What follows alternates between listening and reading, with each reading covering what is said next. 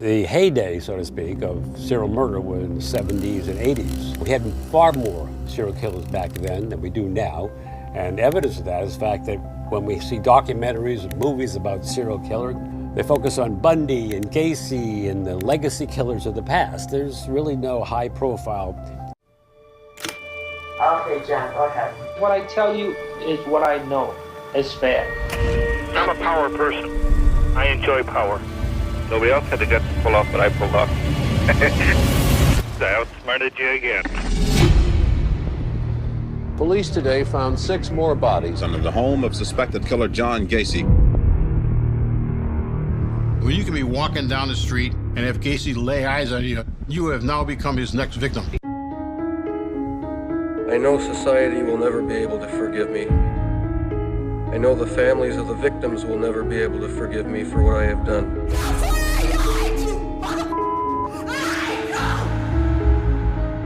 Your Honor, it is over now.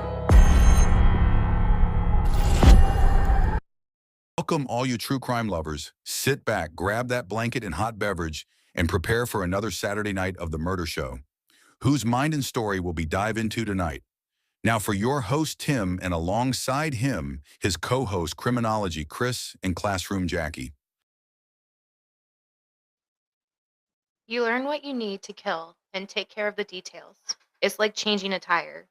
The first time you're careful, by the 30th time you can't remember where you left the lug wrench. Those are the words of Ted Bundy.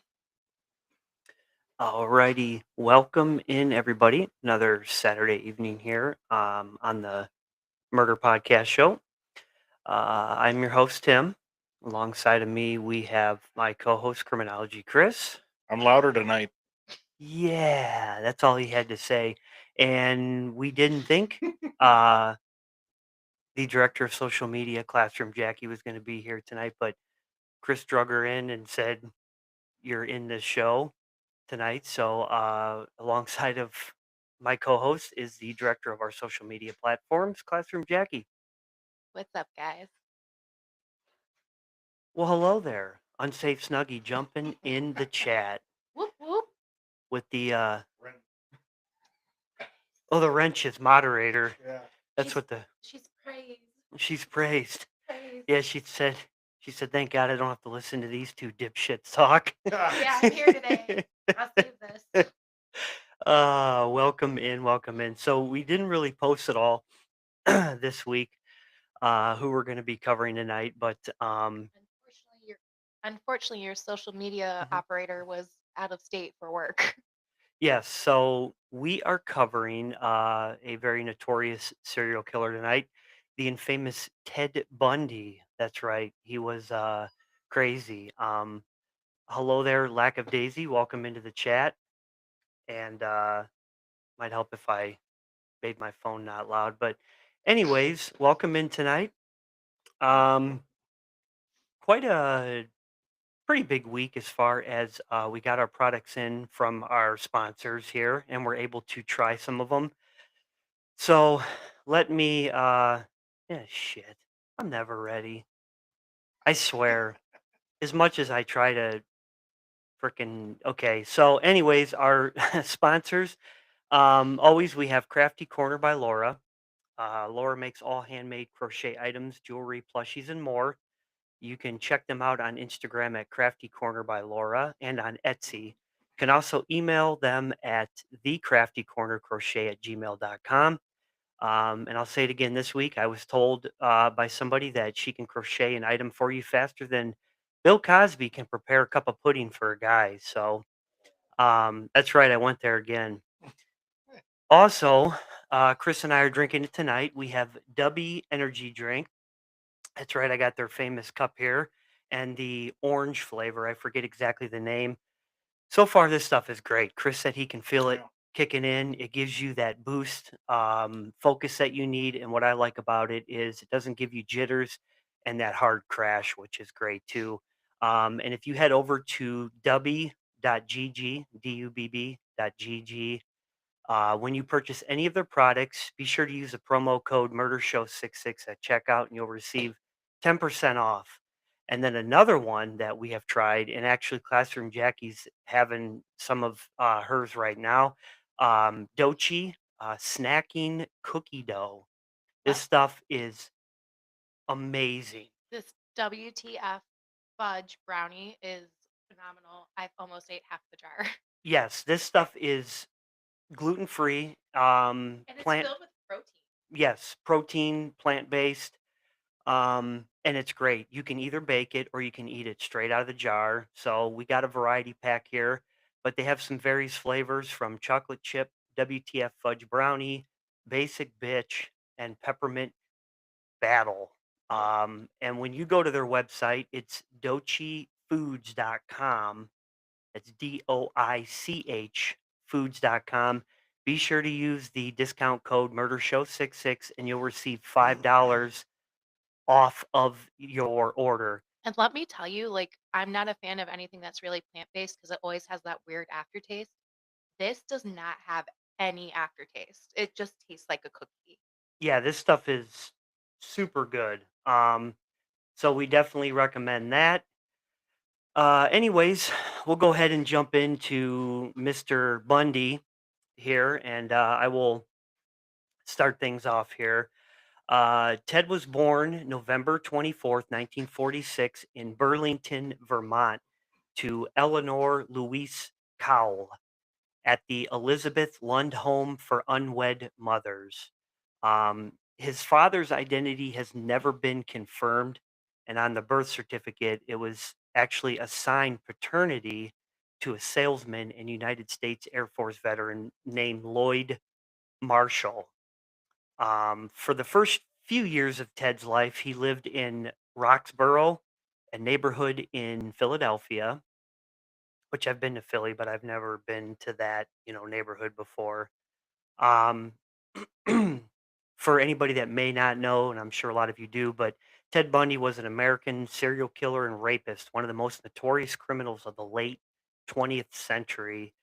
Bundy actually confessed to 30 murders, but some believe that he killed, hundreds. Oh yeah, it's a lot still. And even though he was born in that home for unwed mothers, he was raised by his grandparents and told to believe that his mother was his sister because they were religious, and her having a child at 22 and being unread was sacrilegious and scandalous. Really? Hmm. Okay. Well, yeah, he's got a crazy childhood. I mean, just right out from the start there, right from the gate, you know, um, never been confirmed who his dad is. And I mean, paternity to a salesman and Air Force veteran, which I'm sure his mom knows the real story Well, there. he was eventually adopted. His mom met a man named Johnny Bundy. So eventually he was adopted. They ended up having 7 children at the time. Damn, Mhm. that's a lot of kids, a lot of diapers. That's a lot of kids. Yeah, that's a lot of kids, a lot of poop. But anyways, Bundy did have a very difficult childhood. He had a strained relationship with his stepfather, and his shyness made him a frequent target Right? of bullying. When What he what was happened over there? so you were saying he had a strange childhood. Bundy was already displaying odd fascinations with macabre topics as a toddler, and by 3 years old, he had an intense interest in knives. Well, that was we watched that documentary. Tim, remember it? Yeah, His mom woke up and was surrounded by knives on the bed. He like laid out knives all around her. yeah, yeah. So that's what I was getting there. It was his what was it? Youngest sister, Julia Cowell, recalled awakening from a nap to find herself often sister. surrounded by knives from the kitchen. At 3 years old, And that's yeah, crazy. it's like, wow, I'd be afraid to take a nap at that point if Yeah, I was her, yeah. I, you I know. I think I'd put him in a cage and chain him Put 'em up. in- I'm taking a nap. You go to your kennel now. Right. How do you relax in that house after you wake up surrounded by knives? Hell no. It ain't happening. Also, we're trying something new, so let us know if you can hear Chris better tonight with us. Oh yeah, yeah, we are having him share a mic right now, we know what the issue is, and we're looking into some better sound They're technology. looking into technology. Don't believe this. They actually gave me a mic that doesn't work because Yeah, they just don't want to hear me. I did too. When I ordered the mic, I called the company and I said, "Listen, I don't want to hear this fucking guy talk. Yeah, I don't care if there's anything So inside of it. Just make it look like a mic. yeah, make it look like a mic and make him feel wanted. Make it light up different colors too." Um, so, anyways, so he became a frequent target, bullying. Later, however, his intelligence and social skills enabled him to enjoy a successful college career. But he was Um, also a peeper. He would peep into people's windows in would college. he really? Yeah, so Oh according gosh. to the research that I have in front of me, um, his intelligence made him do really well, but socially he had a really hard time making friends. When he became a teenager and was in college, his behavior started to deteriorate. He enjoyed peeping in people's windows and he often stole things he wanted without guilt. Oh, well, yeah, you don't have guilt at that point. Kind of goes back to what we always talk about if they have a what's it, conscious or not Yeah, right. Well, I at don't I that don't think point. he ever had one. No, Yeah, no. But I think he he was yeah, born without one. but right. in college, like you were saying, he had a successful college time. He did end up meeting somebody. Now, I don't know what he went to college for, what he studied. I don't remember offhand.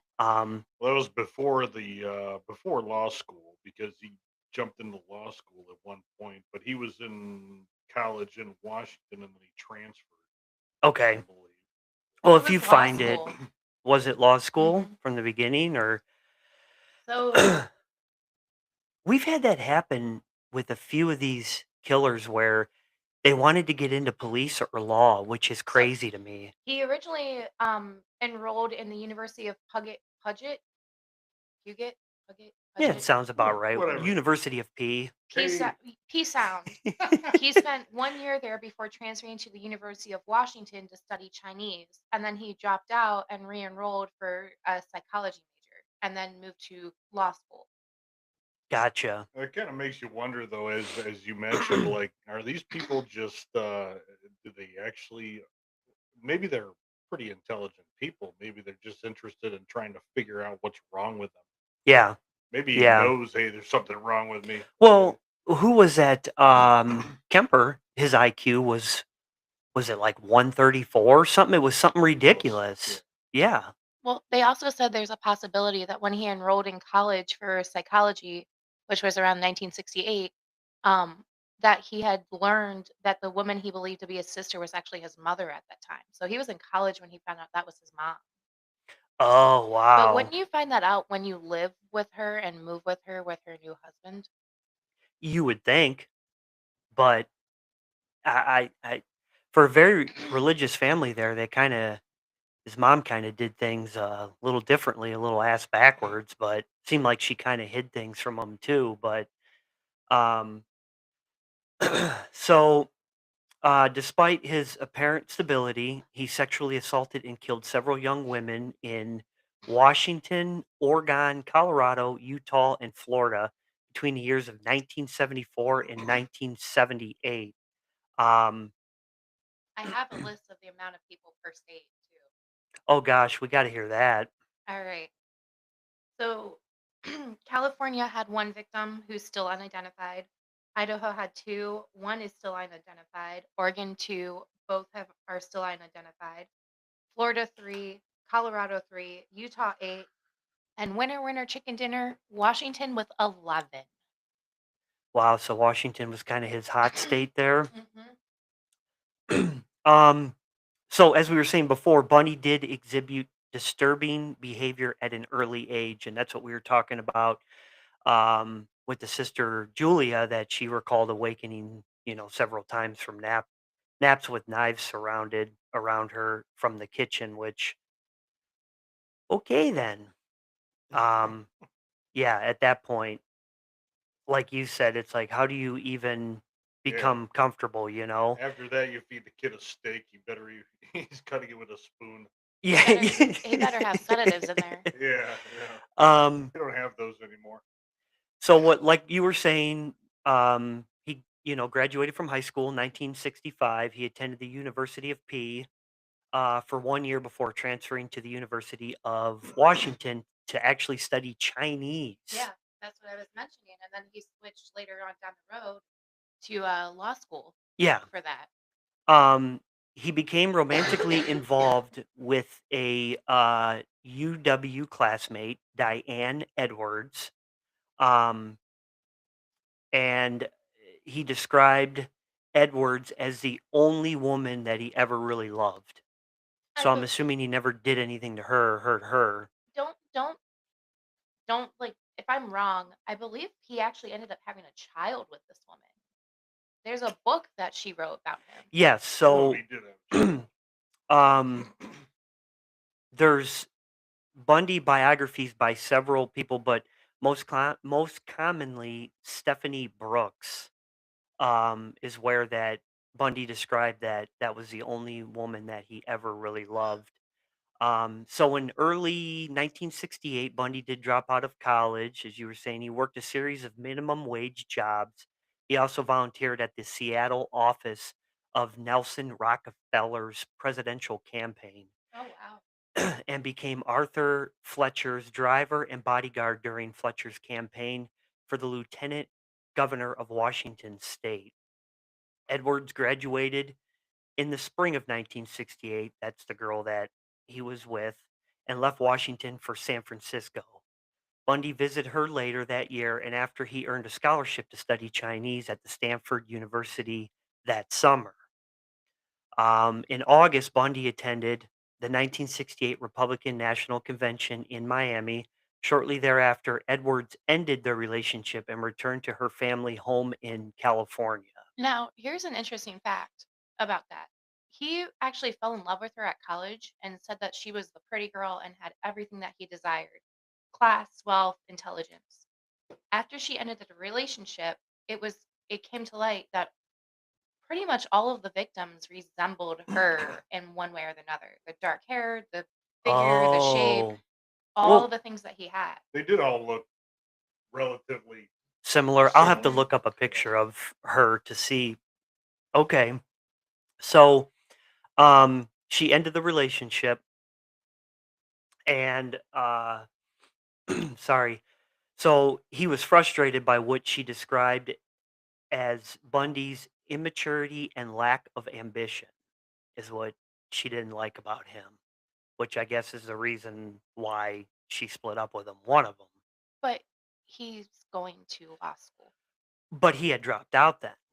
That's true. He had dropped out. So Lewis would later pinpoint this crisis as probably the pivotal time in his development. Devastated by the breakup, Bundy traveled to Colorado and then farther east, visiting relatives in Arkansas and Philadelphia and enrolling for one of the semesters at Temple University.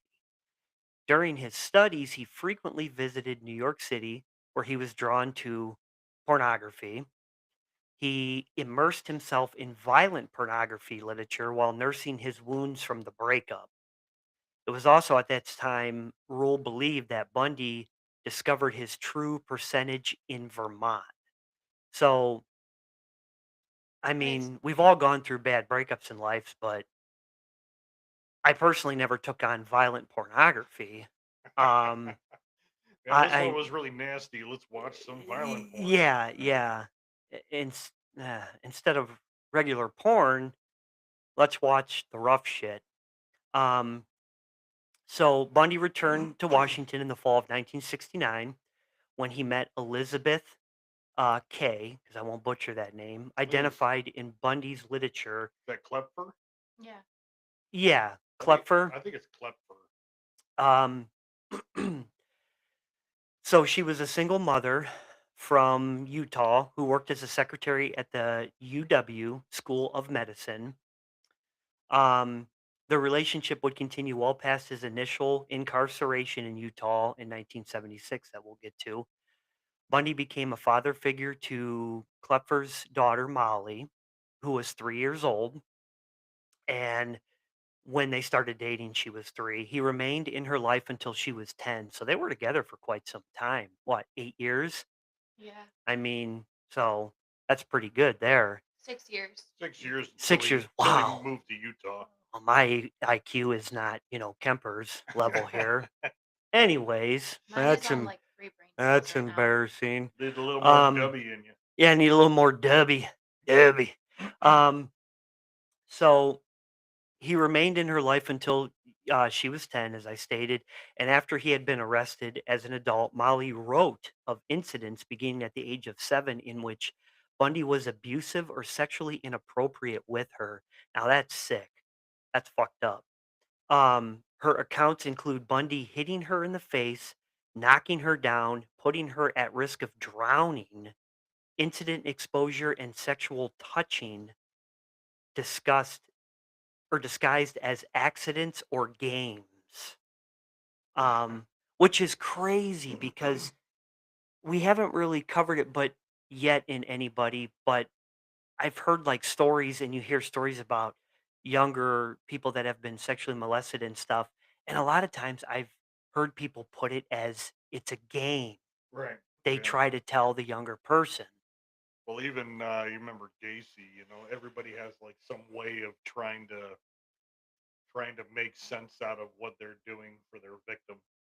Yeah. Like trying to coax them into, oh, it's perfectly fine. It's just a magic trick. Oh, it's perfectly fine. We're just playing a game. Yeah. Yeah, that's right. Gacy did say that all the time. His last trick and the rope trick. And Yeah, and the handcuffs and stuff. So, in mid 1970, Bundy now focused on his goal oriented and re enrolled at the University of Washington, this time as a psychological major, or I'm sorry, psychology. Wow, Dubby, gotta go back to it. He became an honorable student as well as a well regarded by his professors, which is not really shocking because we've heard that before too, where they're a great student in school, well liked, great grades. In 1971, he took a job as Seattle's Suicide Hotline Crisis Center. Oh God, out Which- of all jobs. He actually, so one of the Seattle police officers, Ann Rule, who had met Bundy around that time, said that there was nothing that gave off red flags about this guy. Which we've heard that before too, She said he was kind, charismatic, and compassionate. Yeah. It's that mask right there. Yeah. That mask again. Yeah. So he started working at the Suicide Hotline Crisis Center. He met and worked alongside Rule, a former Seattle police officer and aspiring crime writer who would later write one of the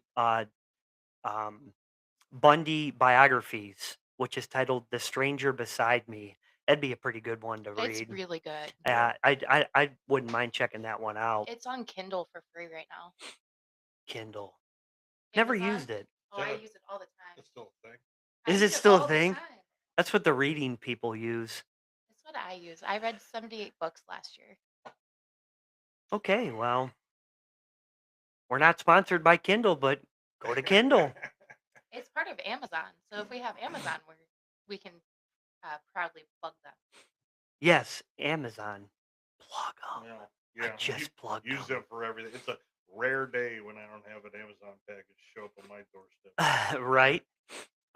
So as you were saying, Rule saw nothing disturbing in Bundy's personality at that time. She described him as a kind, empathetic, like you were saying. So then after graduating University, Washington, 1972, Bundy joined Governor Daniel Evans' re-election campaign. I notice a trend here. He's getting into a lot of the political stuff. Right. Kind of like, Gacy. Gacy got into a lot of the political stuff Yeah. too, campaigns and different things like that. Well, heavily involved, being heavily involved in your community and that kind of thing. I mean, there's a lot of people, same thing. They didn't believe that this guy was what he was. Yeah. Down the road, they're like, no way. Yeah. There's no way. For fuck's sake. Yeah, right. But no, it's true. Because look at Gacy, nobody thought. And Bundy was a very attractive guy.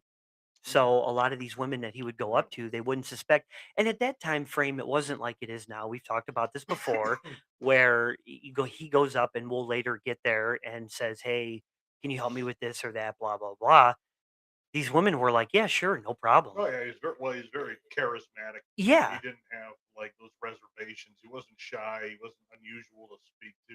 yeah, He'd make eye contact with you. And seemed like a normal guy. yeah, yeah. And that's what a lot of these, women sadly thought. Yeah. Um, so anyways, he joined Evans in his reelection campaign, posing as a college student. He shadowed him and recorded his stump speeches Wasn't for he in analysts. wasn't he in college at that time though? And That was after he graduated. After he graduated in 72 was when he joined Daniels' governor, his reelection campaign. Gray brain cells today. That's okay. Evans appointed Bundy to the Seattle Crime Prevention Advisory Committee. So he's really moving up the chain. He's moving up quick, Um, after Evans was reelected, Bundy was hired as an assistant to Ross Davis, chairman of the Washington State Republican Party. Davis thought well of Bundy and described him as a smart, aggressive, and a behavior in the system. In early 1973, despite his um, LSAT scores, Bundy was accepted in the law schools of UPS and the University of Utah on the strength of letter recommendations from Evans, Davis, and several University of Washington psychology professors. So really, he didn't even score as far as, SAT scores. They weren't even that good.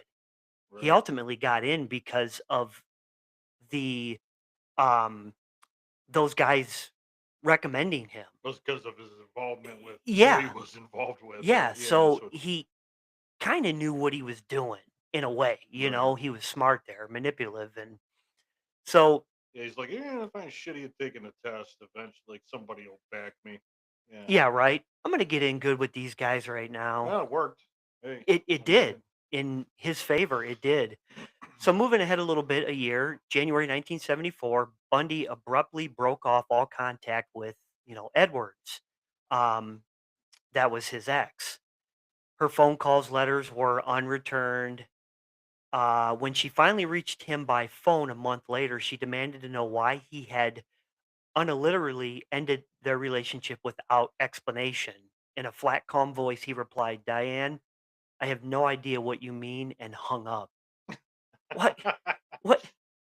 She's asking for an explanation here because you pretty much ghosted her and just abruptly Hey, ended shit. if that's not closure, I don't know what is. Yeah, right.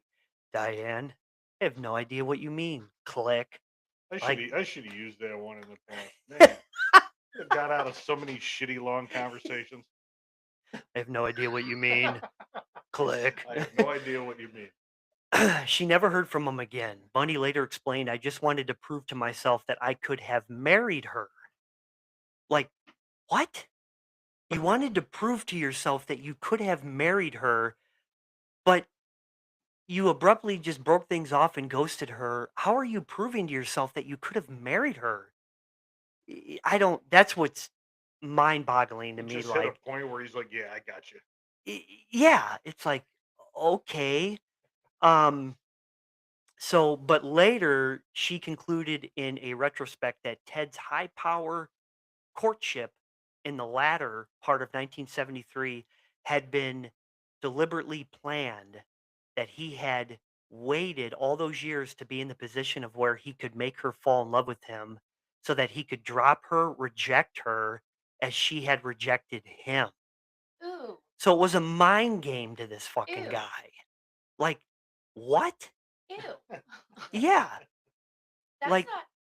That's just giant red flag. Go yeah, away. yeah. If I had a red flag thing to go across the screen, I'd flash it right now. I'm gonna get a red flag and a green flag, Yeah, and I'll bring them. yeah. It's gonna be red all the time. So then after that, Bundy had begun skipping classes at the law school, which is not a good idea when you're in law school out of all, majors. Yeah. Um, by April, he had stopped attending entirely as young women began to disappear in the Pacific Northwest. And I have, if you don't mind, I have a little thing that I can read here that's a little bit more in depth about some of the time for that. Yeah, go ahead. Was definitely one of the most depraved killers in the last century. He would often go back to the bodies after he had to dispose of them and perform various sexual acts with them, kind of like the killing fields that we talked about, where they Or would. was it Ed Kemper that And Ed Kemp. didn't he assist Hmm. Yes. in locating or trying to get them to Yeah. understand and actually help collar that guy? Hmm. Yes, Kemper got all excited about it and rode around with him in that vehicle later on and was like, "Well, you mind if we stop up here for lunch?" Yeah. Yeah, Right. yeah. Yep. It's a lot. His first known attack actually wasn't a murder. It was on an 18-year-old Karen Sparks, a student and a dancer at the University of Washington. Bundy broke into her apartment and bludgeoned her unconscious with a metal rod from her bed frame before sexually assaulting her with the same object. The assault left her in a 10-day coma with permanent disabilities. Holy cow, Yeah. wow. That's the first one they know of, obviously, Hmm. right? Because I mean, let's be honest. I mean, even like the federal crime reports and things that the FBI shoots out, like that's all based on information. The statistics are based Well, that. on murders that they catch, right? Yeah, So So who knows what this guy did earlier before in his that. life, So or later down the road, before his execution, he actually talked about the timeline with one of the detectives and told him, "Yeah, here I'm going to commit. I'm going to tell you all this." His first victim, there's actually a picture of her and him walking down what looks like an aisle for either a wedding or some kind of prom or something, or who yeah, some knows or kind of whatever. event. Very pretty girl, Mhm. very kind of weird. But his first official confirmed kill was Linda Ann Healy, who is another University of Washington Oh, okay. student. He did that 1 month after assaulting Karen Sparks. Bundy broke into Healy's apartment in the early morning, knocked her unconscious, then clothed her body and carried her out to his car. She was never seen again, but part of her skull was discovered years later at one of the locations where Bundy would dump the bodies. That's crazy. Hmm. But yeah, it's true, like Chris said, who knows what he had done before that that we're not aware of. And that's like with a lot of these killers and stuff too. What happened that stuff that we're not aware of or Yeah, that law enforcement never discovered or yeah, they never told. they'll tell you about the stuff that they're proud of personally, but Yeah. they may leave out all sorts of information about things that they're not specifically proud of, Yeah. and you'll never know. Yeah. I It's mean, true. unless Uh, you locate bodies. In this case, like people thought there were hundreds of extra like victims and things. They said, "Oh, there could be 100 or hundreds or something like that." You travel across the United States, like there's a lot of people that obviously are like, "Yeah, my daughter went missing, my son went missing," and you're probably going to catch a lot of blame for those too. Yeah. oh yeah. Yeah, definitely. Um so as you were saying, his so kind of jumping into his first murders a little bit here. I'll continue on a little bit here.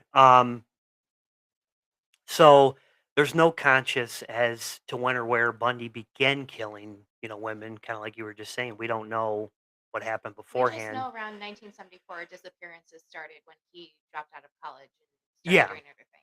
So he told different stories to different people and refused to divulge the specifics of his earliest crimes.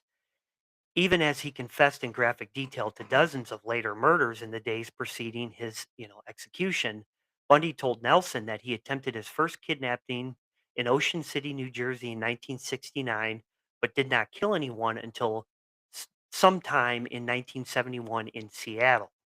He told psychologist Art Norman that he killed two women in Atlantic City while visiting family in Philadelphia in 1969. Bundy hinted to homicide detective Robert Keppel that he committed a murder in Seattle in 1972 and another murder in 1973 that involved a hitchhiker near Tumwater. That's the one that we were talking about that, but it's actually confirmed it was 1974 that he did that one. But they are still trying to find out who it is. As of November 21st, 2024, they're still trying to identify those remains. Really? Hmm. See, I don't even know how much you can really identify at that point, besides, I guess, like teeth, Right. The powder. right? Most, Powder or yeah. whatever.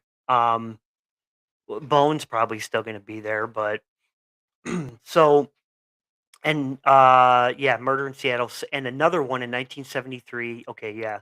But he refused to elaborate. Rule and Keppel both believe that he might have started killing as a teenager.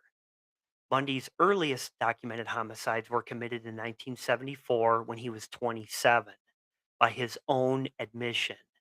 He had by then mastered the necessary skills in the era before DNA profiling to leave minimal incriminating forensic evidence at the crime scenes. Then he starts 1974 here in Washington, Oregon, is when his murder spree really starts to take off. And I mean, his murder spree is relatively like back to back to back. I mean, he's just, and once he gets comfortable, it's crazy because he starts going out in daylight and doing Yeah. this shit. Oh, there's like 2 in a day. Yeah, So yeah, so you it's- mentioned that he said that he did one in 1961, like yes. committed murder. They classify as possible because it's not officially confirmed. But that would have been 8-year-old Anne Marie Burr. She vanished from her home in Tacoma when Bundy was 14. Her house was on Bundy's newspaper delivery route. The victim's father was certain that he saw Bundy in a ditch at a construction site at the nearby Upper Puget Sound campus. 8-year-old. 8 years old. So that would be his youngest victim if it is confirmed that he did kill her. Jeez. Well, I'm sure that he did, unfortunately. Jeez, oh man, 8. I didn't realize that. I was looking it up because I wanted to see the youngest, like what the age range was. Well, there was a 12-year-old that vanished from a junior high. Mhm. Yeah, I remember the 12-year-old. Yeah. So his age range is 18 to 25. Not 18, 8 to 25. 8 to 25. That's Mhm. fucking insane.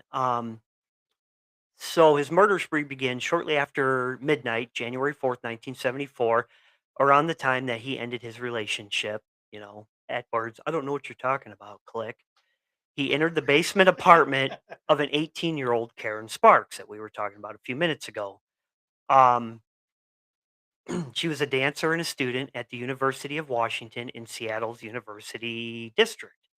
After bludgeoning Sparks with a metal rod from her bed frame, he sexually assaulted her with the same rod. And left her in a 10-day coma with permanent disabilities. Yeah, causing extensive internal injuries and rupturing her bladder. Um, Although she survived, she was left with permanent brain damage, like you just stated, with significant loss of her vision and hearing. In the early mornings of February 1st, Bundy broke into the basement room of 21-year-old Linda Healy, an undergraduate who broadcasts morning radio weather reports for skiers. Skiers. Yeah, we'll go with that. That sounds better. He beat her unconscious, dressed her in blue jeans, a white blouse, and boots, and carried her away. He later stated that he drove her to a secluded area where he raped and murdered her before dumping her body. That was the one where they found only her skull. Yeah, that's I don't get why he dressed her in like street clothes. Because she was probably naked or in just her bra and underwear. He But broke into her apartment when she was sleeping. but it seems like he put a little bit of thought into picking this outfit out. That's what's crazy to me because he's going through a room. It's not like he's randomly just going to see blue jeans, a white blouse, and boots sitting there and go, it's a complete outfit. Let's put that shit on. Or he just pulled him out of the drawer and just see Or what he found. he just picked up whatever she was wearing True. that day, which she might have just. Yeah. But you often wonder, though, too, because it's like he picked together like a regular outfit. You know, But like he said, maybe his mom taught him to match. I don't know. Maybe that's all I can think of. And the idea of actually dressing her to begin with, like, all right, well, it's the difference between I'm carrying around this lifeless body that's naked and a lifeless body that's dressed. Like, what do you think? Like, does it really improve the situation that it's clothed? No, You know, like, oh yeah, well, she's got clothes on. She's not unless he thought in case he got stopped or caught, he could say, "Oh yeah, she had too much to drink. or We she's were out, sleeping or or she's whatever. Well, sleeping." she was sleeping, and he knocked her unconscious before he killed her. Well, She yeah, wasn't dead she at was that sleeping time. before that. So Right. he can just say, "Oh, she's sleeping. She has a really bad headache, or she's sick." Yeah, yeah. So But if she's naked, you can just say she's sleeping. She just likes to sleep with her clothes yeah, she sleeps naked. I don't know. on. Anyway, Uh, we just, you know, but I know it's tequila. not funny. But Tequila makes her clothes fall off. I don't yeah, know. just weird that, Um, yeah, like you Name said, that song and you get a car decal. if he didn't put Anyways, thought into it, that's weird. so don't say it. During the first half of 1974, female college students disappeared at the rate of about one per month. On March 12th, Donna Gail Manson, oh God, was she related to Charles? Um, a 19-year-old student at Evergreen State College in Olympia, which was about 60 miles southwest of Seattle. Yeah, I'm good with my maps. What can I say? Or it could be typed out for me too. I don't know. Left her dormitory to attend a jazz concert on campus, but never arrived. Bundy claimed that he burned Manson's skull in his girlfriend's fireplace.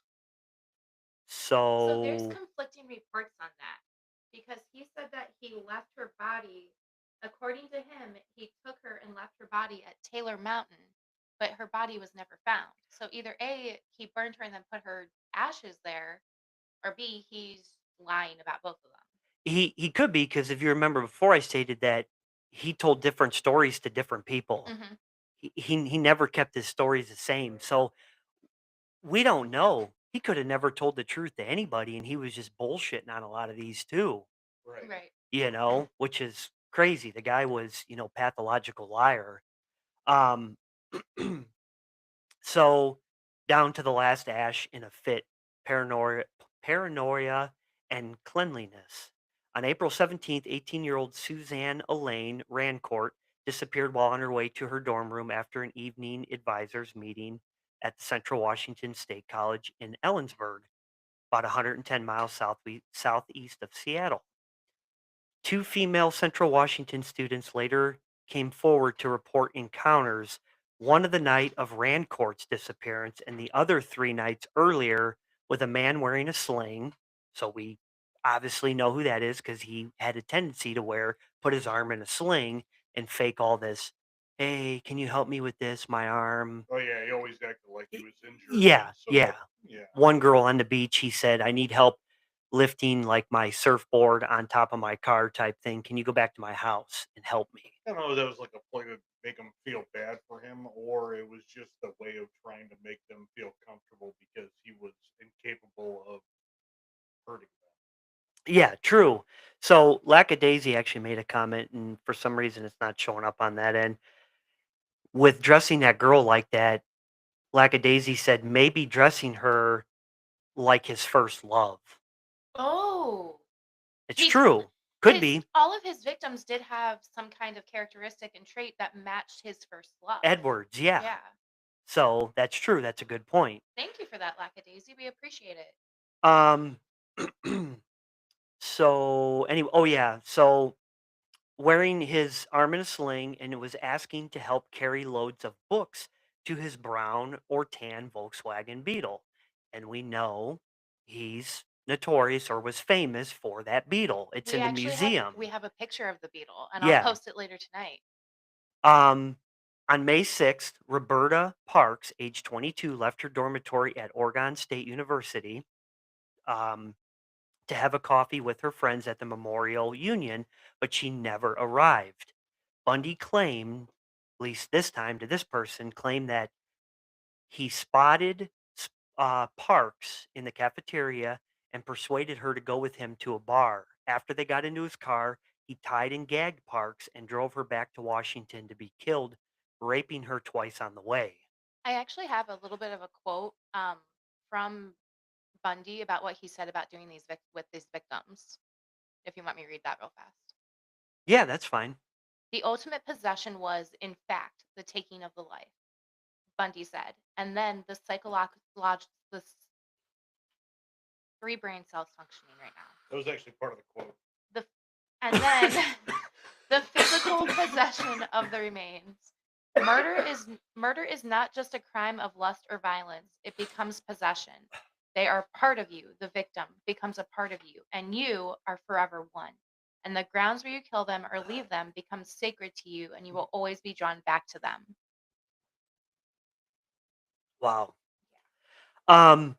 So we're gonna jump ahead a little bit, and I'll turn it over because we don't have time to cover everybody. There's like 250, if not more. There's over 30 known ones that we could Yeah, actually say, but if we did that, but there's going to be a 5 episode yeah, thing. this would be ridiculous and it would be nuts. So, anyways, Jackie, if you want to take over and continue us, so he kind of moves in Idaho, Utah, Colorado. Yeah, so I'm actually going to skip a little bit of it and head over to the first time he gets arrested, because if I keep Okay. covering all of the Washington and that, it's going to be a long night. Yeah, that's fine. So on August 16th, 1975, Bundy was arrested by Utah Highway Patrol Officer Bob Hayward in Granger, which is another Salt Lake City suburb. Hayward said that Bundy was cruising a residential area in his Beetle during the pre-dawn hours and was fleeing at a high rate of speed when he saw the patrol car. So obviously he knew, hey, like this shouldn't be happening. I'm going to pull you over. Yeah. He noticed that the passenger seat had been removed and placed on the rear seats. When he searched the car, he found a ski mask, a second mask fashioned from pantyhose, a crowbar, handcuffs, trash bags, a coil of rope, an ice pick, and other items initially assumed to be burglary tools.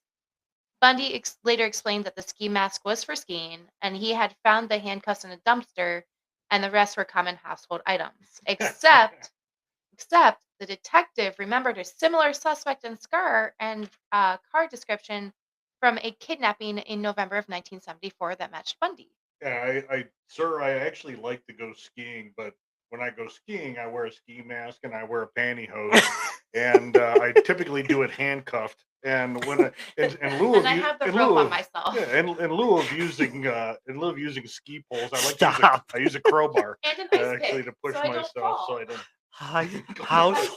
Household Could you see that going down a hill? household items. Household items. Why do you have pantyhose? It's not exactly fucking Windex. I like to wear them. I used to. It's like the old thing when we were growing up. I remember my dad used to clean windows with what was it, a newspaper, and the ink always used to bleed, but that's what they thought was the best way. Well, instead of using a newspaper, officer, I used a pantyhose to absorb the Windex. That's what I use it If there for. was stuff stuck to it like flies, I just use a crowbar to trim them off. Use a crowbar. Now, when I can't. Dubby's working. detective, so the detective remembered that description from the November 1974 kidnapping.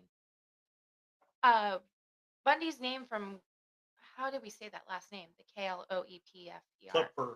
Klepfer's phone call a month later. In search of Bundy's apartment, they found a guide to Colorado ski resorts and a check mark next to the Wildwood Inn, as well as a brochure that advertised the Viewmont High School play in Bountfort, where one of his victims, which is going to be from November 8th, 1974, Deborah Jean Kent, who was 17, vanished after leaving a school play in Bountfort, Utah.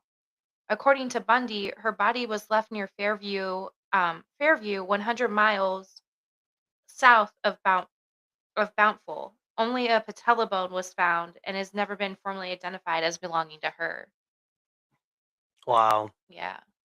So I'm going to just read over some of these, but not all of the victims because it's a lot, obviously. Okay. And his MO was strangulation.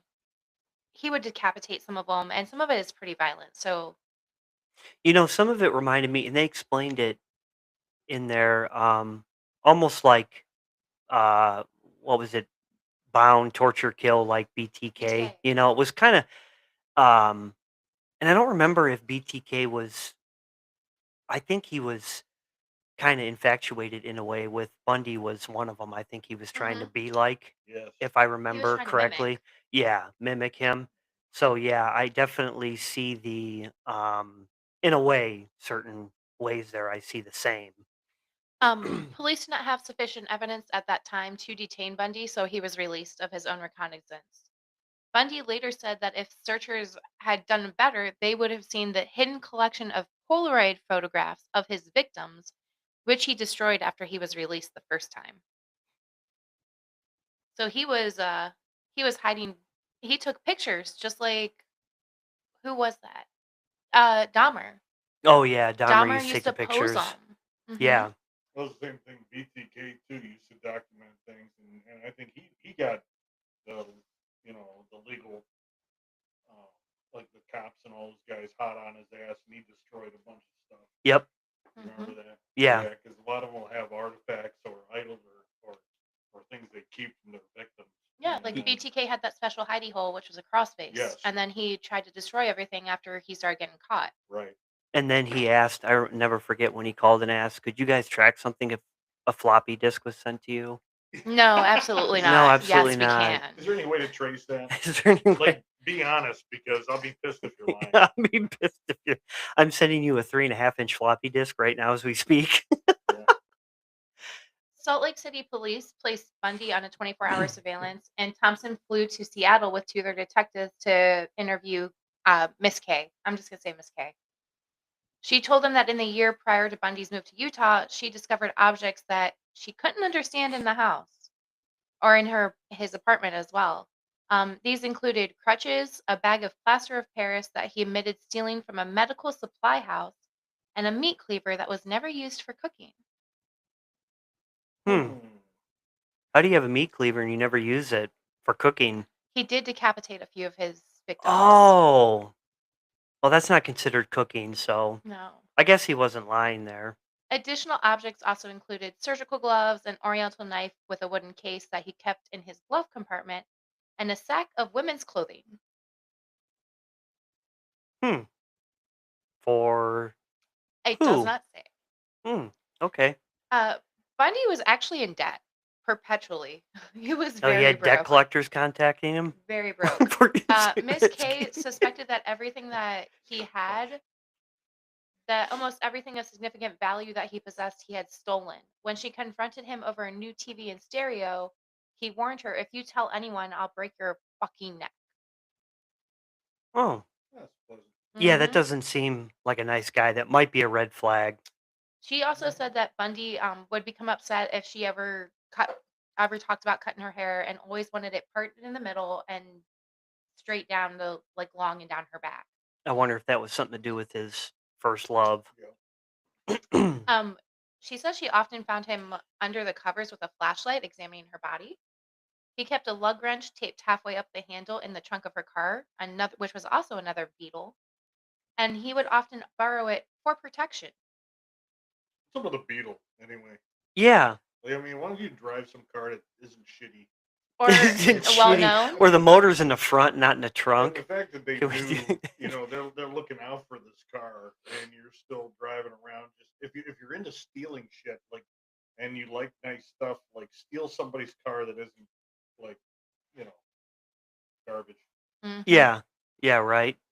There were a lot of Beatles back then, though. So Oh, yeah. maybe he Yeah. blended My in dad quite had a nice. Beetle Well, it was also the when he hippie was time. growing Remember, up. like the Yeah. time of love Yeah. and everything. Yeah, my So dad had like an orange one. He said that he loved that car. It was a good car. It lasted him for a if I while, ever but Yeah. got one, I want a classic one. I don't want like the newer, modern looking Beetles.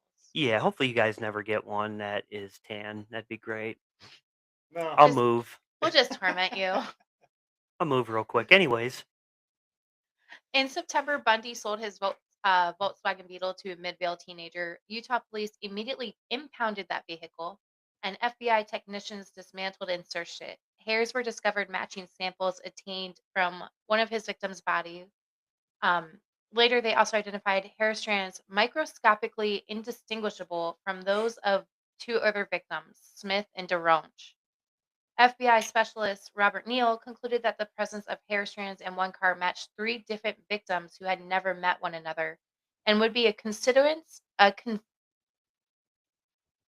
That's part of the writing. How the heck do you say That's that all right. word? Coincidence? Coincidence of mind-boggling rarity. Well, I have 3 brain cells working today, okay? that's a coincidence. Anyways, carry on. Chris will be in the garage tonight, I'm sure, at his house. There's sleeping a couch with out there. sleeping with his bike. That'll be all right. That can keep him warm tonight. Yep. In October 2nd, detectives put Bundy into a lineup. One of the victims, DeRonch, who was actually one of the survivors of the attacks that he did, was able to identify him as Officer Roseland because he posed as a police officer. Yeah, and she picked him out of a lineup Yeah, I remember that. like immediately. As soon as he walked into the room, she's like, "Yep, that's him." Yeah. A few witnesses also recognized him as the stranger at the Viewmont High School auditorium. There was insufficient evidence to link him to Kent, whose body had not yet been found, but more than enough evidence to charge him with aggravated kidnapping and attempted criminal assault in the DeRonch case.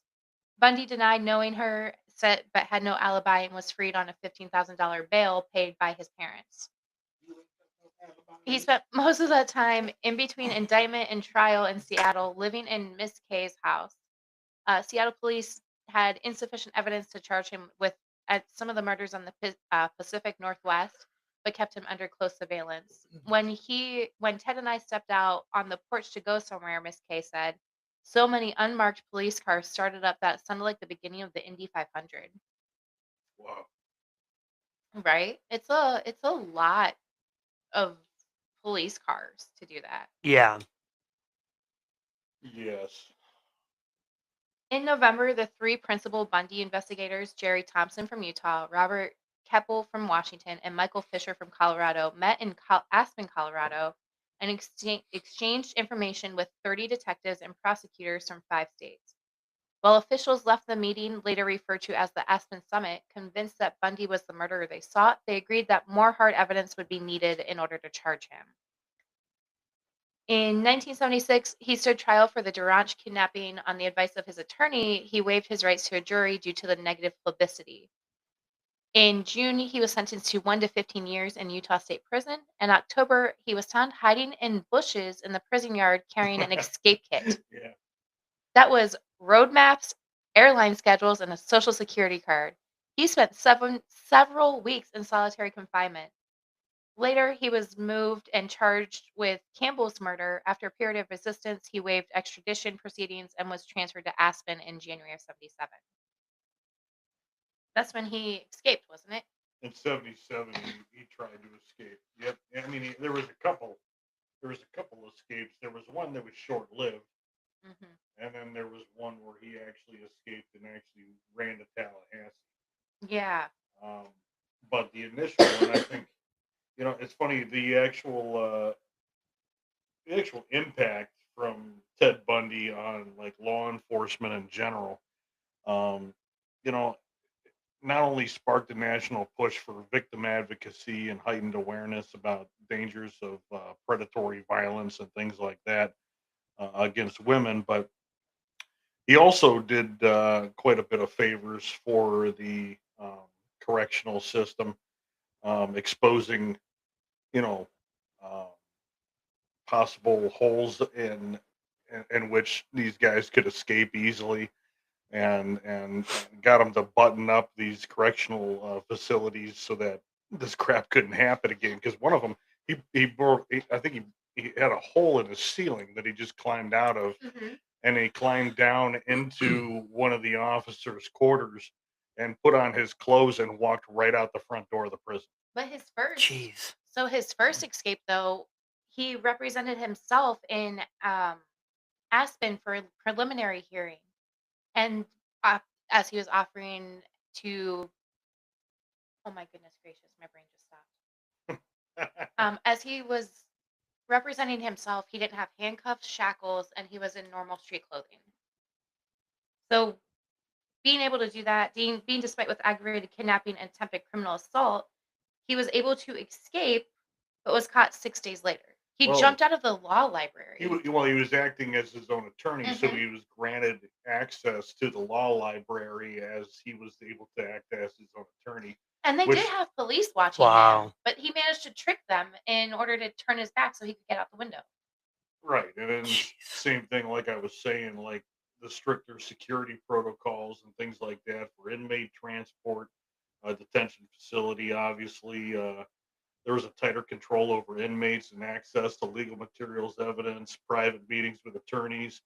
Um, particularly for those who represent themselves and that kind of situation. But the so he did open their eyes to a great many things that were wrong with the system, and they said, "Oh well, yeah, maybe it's not a great idea that we just open up the library and just leave him in there by Leave him in there. Yeah, he's himself." doing stuff in there he's not So supposed to be. you talked Yeah. about that hole in the ceiling. His second escape attempt was December 30th, 1977. Bundy piled books on his bed and covered them with a blanket so it would look like he was sleeping. That hole in his ceiling was really small, so he purposely lost weight, like stopped eating, did whatever he could to fit it. He would Wow. climb in the ceiling every night before his escape attempt and crawl in the crawl space so he knew where he was going. Jeez. hmm Yeah, He, he knew what he was doing in a lot of different ways. like you said, he landed in the chief jailer's apartment who happened to be out for the night, so he was able to steal his clothes and leave. Okay. So he escaped. Bundy continued to commit additional murders while he was on the run. On February 15th in 1977, he was pulled over. Give me 1 second. He was pulled over once again by police.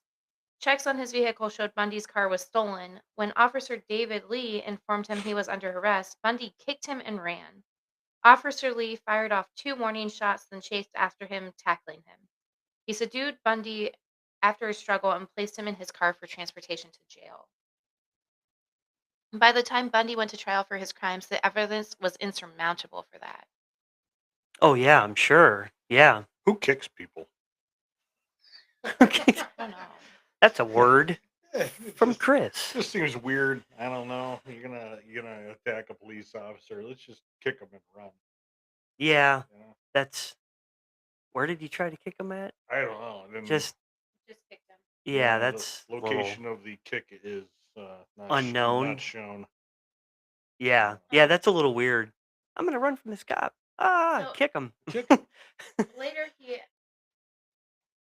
later after that, he does get on a flight to Chicago.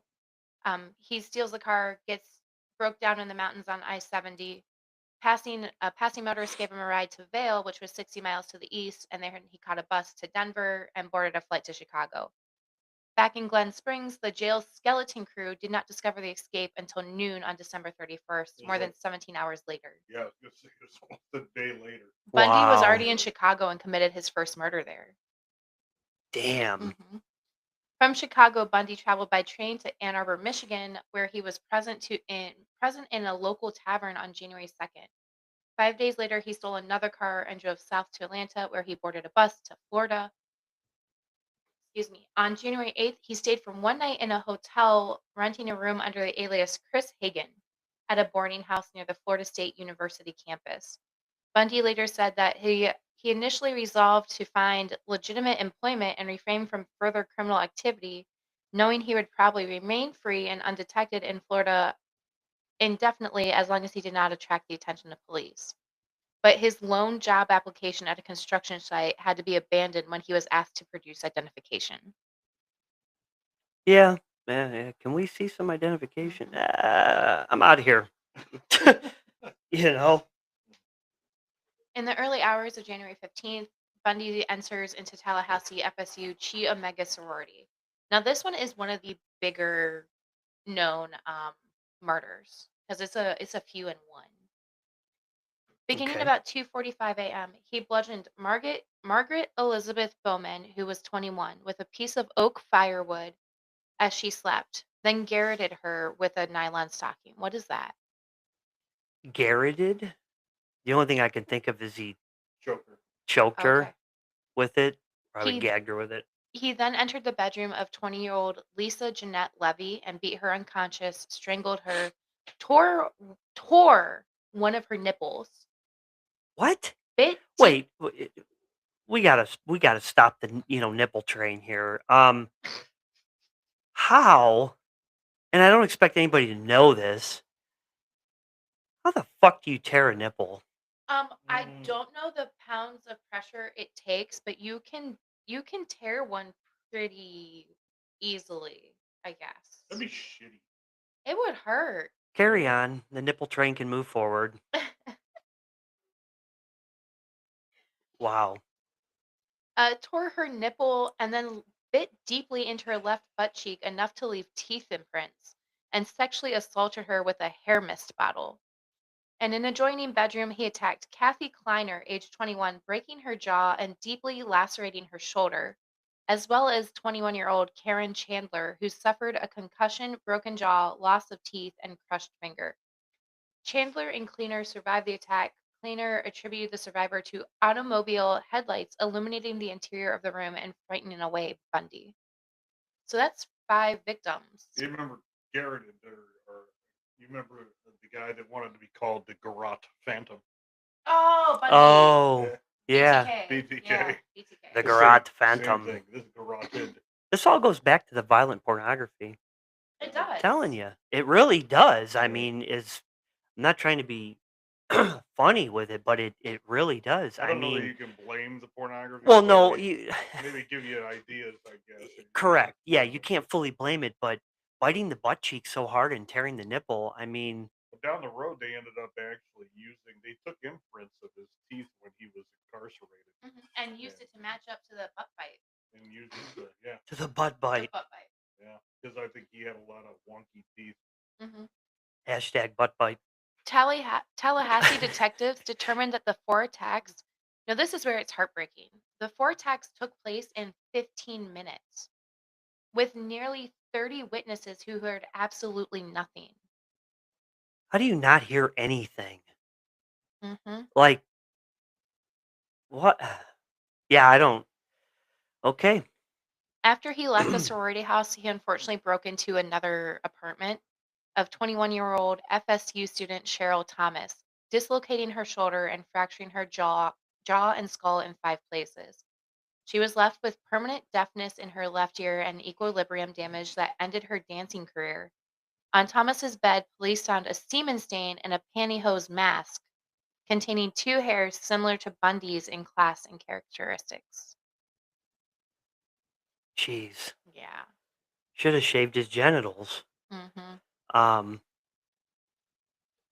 Geez, that's yeah. I mean, this guy was just when he went on a spree, man. I mean, he just literally just went fucking ape shit.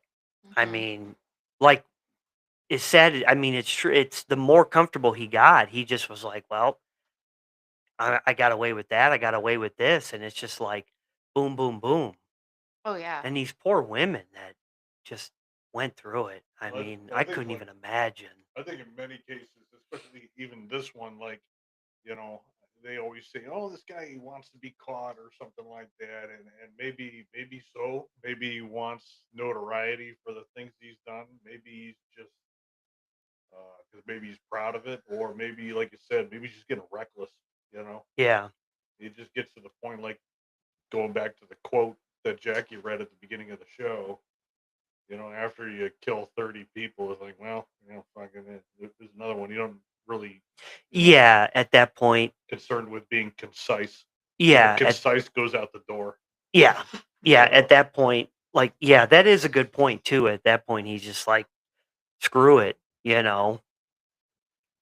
And I'm sure, and it becomes at a point too, along the lines of what you're saying is, if he knows he's going to get caught, he's like, well, I'm already going to be screwed. Yeah. So what's it matter if I add more to it? I mean, it's sad. It's a shame, but Same thing. I think in his trial, I think you're about to touch on, but he only I think was found guilty of a couple murders. Oh, yeah. He wasn't prosecuted. This wasn't like a 25 person indictment. This was like just a couple people. He got the death penalty twice. I think, but Yeah, yeah. you know, but still, it wasn't a lot of them. On February 12th, with insufficient cash to pay his overdue rent and growing suspicion, Bundy stole a car and fled Tallahassee, driving towards the Florida Panhandle. 3 days later, at 1 a.m., he was stopped by a Pensacola police officer near the state line of Alabama. He, after a once and warrants check showed his Volkswagen Beetle was stolen, he told him that he was under arrest. Bundy kicked the officer's legs out from under him, and took off running. Again, there was a struggle. He tackled and subdued him and arrested him. They searched the vehicle. In there, they found three sets of IDs belonging to female FSU students, 21 stolen credit cards, and a stolen television set. They also found a pair of dark rimmed, non prescription glasses and a pair of plaid slacks, later identified as the skies worn by Richard Burton Fire Department in Jacksonville.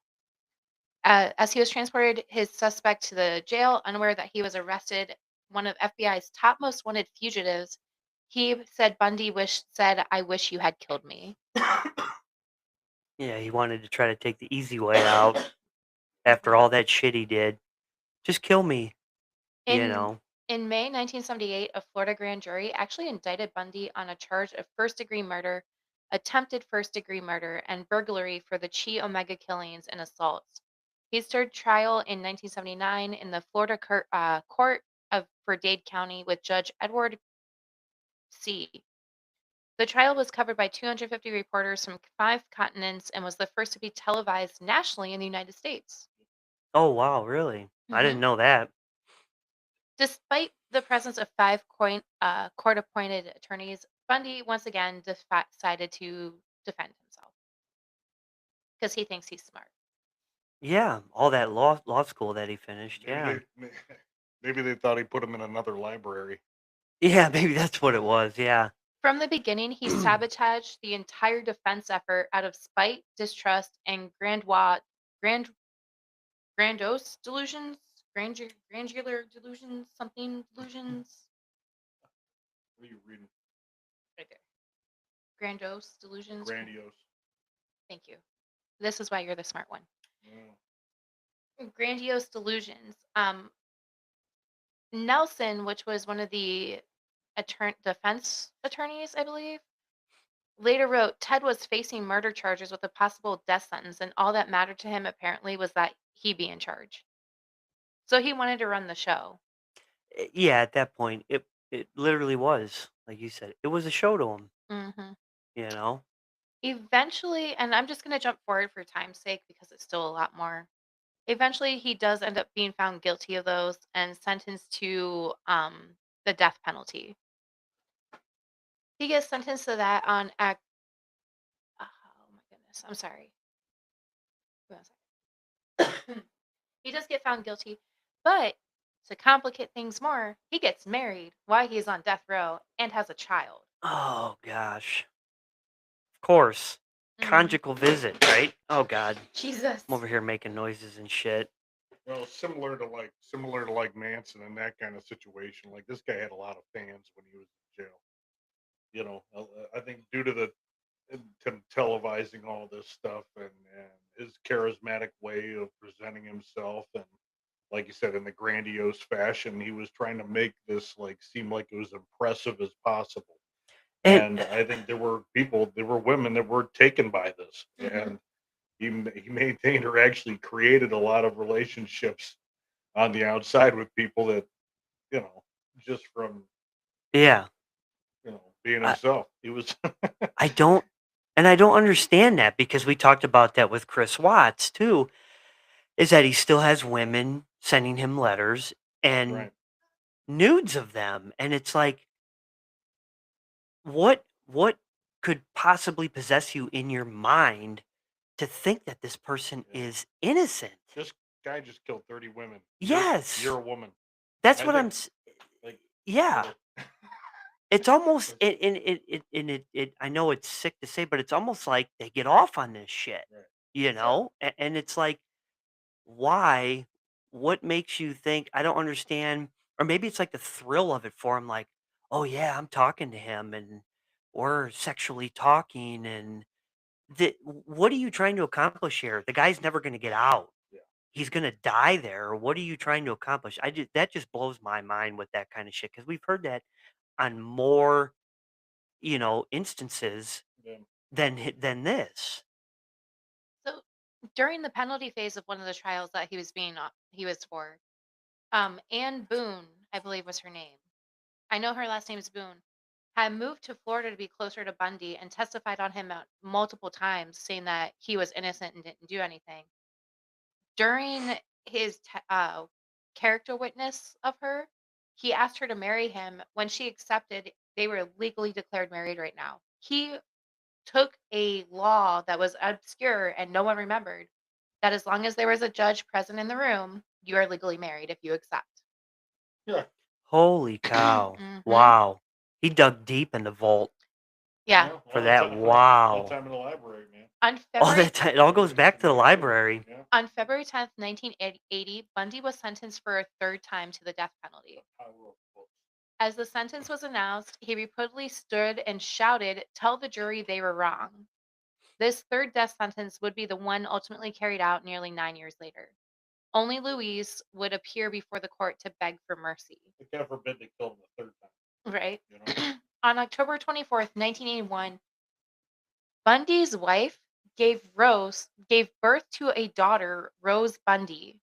While conjugal visits were not allowed, um, it was known that inmates would pool their money to bribe a guard so that way one prisoner could have intimate time with their significant other. Oh, I'm sure that happened. Yeah. Mhm, Yeah. mhm. Now, obviously, he tried to appeal his death sentence, but it didn't happen. In July 84, prison guards found two hacksaw blades hidden in Bundy's cell. A steel bar in one of the cell's windows had been sawed completely through at the top and bottom and glued back into place with a homemade soap-based adhesive. So he was trying to escape again. He's crafty. Yeah, he was trying. He's hoping for, another hole in the ceiling. Now, we did speak about the Green River Killer briefly for a second. In October 84, Bundy contacted Capel, which was one of the officers, and offered to share his self proclaimed expertise in serial killer psychology and the ongoing hunt in Washington for the Green River Killer, later identified as Gary Ridgway. Yeah, I remember that. So he helped figure that out. Yeah. Well, he's such a great fella, you know. Mhm. In 1986, an execution date, which was March 1st, was set on the Chio mega convictions. That didn't happen on that day. Bundy ended up dying in January 24th, 1989. He was strapped into the electric chair. By 7:16 a.m., he was pronounced dead. His body was cremated and his ashes scattered over the Cascade Mountains in Washington. There was a ton of publicity around this. You can still see some of the shirts people had. There was "Burn Bundy Burn." There was people standing along the fence. I believe they said there was 36 people in there watching him die. Wow. Oh yeah, Mhm. I mean, like, Florida doesn't play. You know, um, he traveled across the United States doing what he did, and it wasn't long after he showed up in Florida that he ended up, you know, going to prison and getting cooked. Yeah. You know, Yeah. and obviously people couldn't have been happier about it with all outside. Yeah. Nobody. It didn't seem like there's a whole lot of people protesting his death, although I assumed that there probably was. Yeah. Um, you know, I wasn't even alive then, so it's kind of hard to. I wasn't. I was You know. negative. So there's two things here. I have his last words that were directed Yeah. at his attorney and minister, Jim and Fred. Homie, don't play that. That's great, David. David. That would be some great last words. So his were directed towards Jim and Fred. Jim and Fred, I'd like you to give my love to my family and friends. And a few hours prior to the execution, he was allowed to make two phone calls to his mother, during which he apologized to her, stating, "I'm so sorry. I've given you all such grief, but a part of me was hidden all the time."